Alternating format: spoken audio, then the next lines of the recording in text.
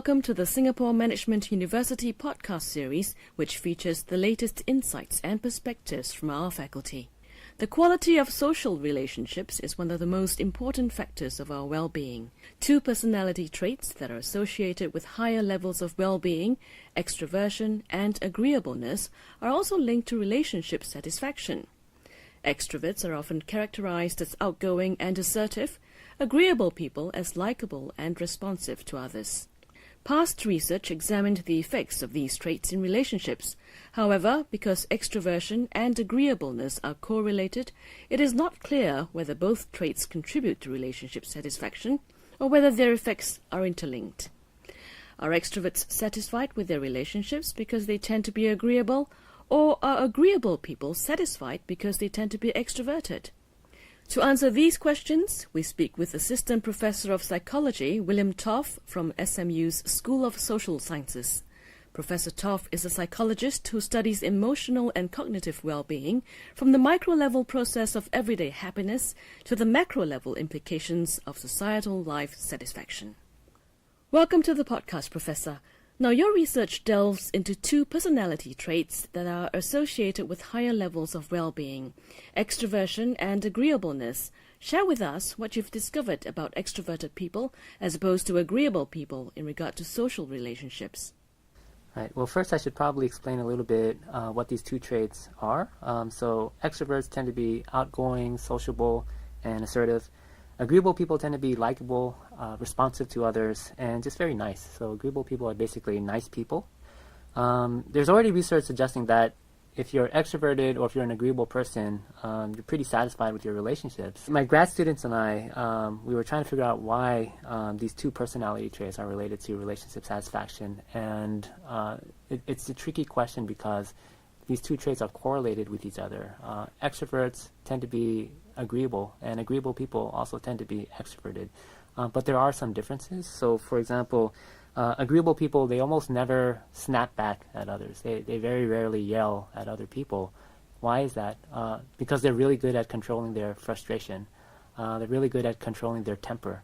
And you have to figure that in a relationship, that's a good thing because, very often small disagreements often escalate into huge arguments, right? So we figured if agreeable people are more satisfied in their relationships, it's probably because they're really good at controlling their frustrations so that they're less likely to get into arguments, have conflicts with friends, family, and acquaintances.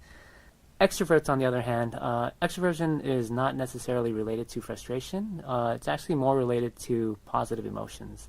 So extroverts tend to feel a lot of happiness, they tend to feel a lot of joy, positive energy, and we know that these emotions promote trust. So when you're in a good mood, you're more likely to trust others than when you're in a bad mood. And trust is critical for any relationship. So if you're in a relationship with someone, it's very difficult to move forward if you don't actually trust that other person. So we figured that if extroverts tend to be more satisfied in their relationships, maybe that has something to do with the fact that they tend to be more trusting of others. What about aspects such as being dominant and aggressive? Are these traits not associated with extroverted people? So one aspect of extroversion is, it is associated with being assertive and being dominant. But you don't have to be, being assertive and being dominant is not necessarily the same thing as being aggressive. Aggression is more related to emotions like anger. And so it's not that extroverts don't experience any anger. It's just that there's not a strong relationship. So it's not even like a negative relationship. It's not even that extroverts are not likely to experience anger at all. Sometimes they get angry, sometimes they don't. There's just not a clear relationship. The clear relationship that you tend to see is between extroversion and positive emotions. So that's more consistent. And if you think about it, it helps with what they want to do when they want to socialize with other people. Nobody wants to hang out with somebody who's going to be angry and yelling at you and criticizing you all the time. So the fact that they tend to experience positive emotions and express positive emotions, it actually helps them be more sociable in a way. How did you test these hypotheses? We did what's called a diary study. So we have participants fill out a survey on a daily basis. And this one was a little bit more involved because we were really interested in studying people's social interactions with actual people. So our participants had to list 10 people that they were going to interact with over the next week. And then we had them rate how much they trust these 10 people. And then for each day that week, they had to report on their social interactions. So, did you ask this person for a favor, or did you help this person? Did you criticize this person? Did they criticize you, or did you feel like you were being ignored or neglected by this person? So really interested in measuring, how often they experience interpersonal conflicts on a daily basis. And what we found was basically consistent with our hypothesis. So for example, we did find that agreeable people, they were more satisfied in their relationships, and this across the board. So we're not just talking about romantic relationships, but also friends, family, and acquaintances. And one reason for that was because, in fact, they do experience less conflicts. So they're less likely to get into little squabbles or arguments with people. And that, in turn, is going to predict more satisfaction in their relationships. And for extroverts, we also found that extroverts, they were also more satisfied across their relationships. So again, looking at friends, family, acquaintances. And the reason for that, consistent with our hypothesis, is when we ask them, okay, how much do you trust this person? How much do you trust this person? So on and so forth. Like in general, they're just more trusting. So like we said earlier, trust is important it's an important ingredient for any relationship. And the more trusting they were of these people, the more satisfied they were with their relationship with that person. Could you talk a little bit about traits such as agreeableness and being extroverted in relation to the size of one's social network? The thing that's interesting about that relationship between extroversion and trust is that it's actually inconsistent with this popular model of personality. It's called the NEO inventory. It's one of the most widely used measures of personality traits. Now, in that measure, the way they measure agreeableness, some of those questions have to do with trust. So in this measure of personality, trust is seen as something that characterizes agreeable people, not necessarily extroverted people. In our finding, we're finding actually that extroverts are the ones who are more trusting, not necessarily agreeable people.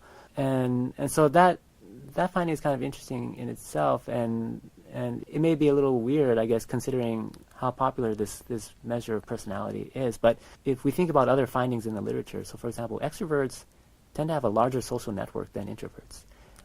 You tend not to find that same kind of relationship with agreeableness. So being a nice person doesn't necessarily mean you have a lot of friends. What's more important is being extroverted. And if we think about why that might be, the fact that they're more trusting of others makes sense, because if you're more trusting of others, that's going to make it easier for you to reach out, to initiate social contact, to just meet new people. Just through that, you're going to have more friends, add more friends on Facebook. Maybe more friends on Facebook will add you.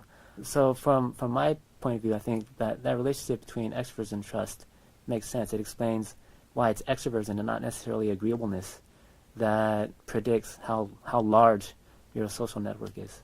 The common perception of extroverts is that they simply enjoy socializing with people. Does your research support this idea? It does in a way, because that very idea that extroverts are trusting, sort of explains like why it's so easy. It seems so easy for the extroverted person to just go out and meet people. But we've done some other research to show that the story is a little bit more complicated than that.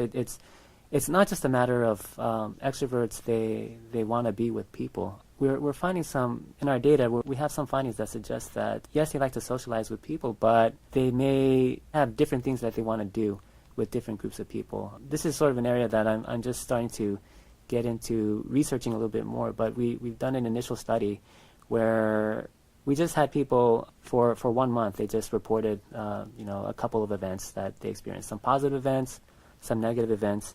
And then at the end of that month, we brought them into the lab and we showed them all the stuff that they said happened to them over that past month. And what we were interested in looking at was, okay, how are people going to categorize these experiences? Because when in any given event that you experience it, you can categorize it in any number of ways. You can either think of this is a good event or a bad event. So you can categorize it in terms of valence, or you can categorize it in terms of Sociality. This event, I was alone. This event, I was with other people. Or you can categorize it in terms of work versus play. Right? This is some stuff that I had to do at work. These were some great times that I had with my friends. And what we found is that extroverts, they do tend to categorize their experience in terms of sociality. So it does matter to them whether they're alone or whether they're with other people. But the interesting thing that we found is that the way they categorize these experiences is actually more specific than that. So it's not just, all right, these are some things that I did by myself, and these are some things that I did with other people. But it's more specifically, these are things that I did with my friend, John. These are some things that I did with my family. These are some things that I did with my girlfriend. So they're categorizing more specifically in terms of their relationships with specific people. And that's kind of interesting because lately there's been research showing that extroversion, there are different motives that extroverts have. It's not just like wanting to be with people, but it's very specific things. So for example, what are you doing when you're with those people? For some people, we just want to connect. We want to have a deep, meaningful conversation. With other people, we just want to have fun. Just take it easy. And then for other people, we might want to be in a leadership position. We want to lead others. We want to teach others. So these are all different kinds of motives, and each of these motives is actually associated with extroversion. And so what we're thinking is that the finding that we're getting, that extroverts tend to categorize their experiences not just in terms of being alone versus being with people, but specifically who they're with. That may have something to do with the specific motives that they're pursuing, because there's no one person that can fulfill all these motives. Like it's not like we all have one friend, and with that one friend we want to have deep, meaningful conversations, intimate relationships, and have fun, but then be the leader. It's more the case that we want to do certain things with certain groups of people, and so the idea is that maybe extroverts, it's not just about socializing, but socializing in a specific way. So they may tend to have certain groups of people, or actually many different groups of people that they socialize with. Very interesting research indeed. Thank you very much, Professor, for sharing your work with us. Thank you.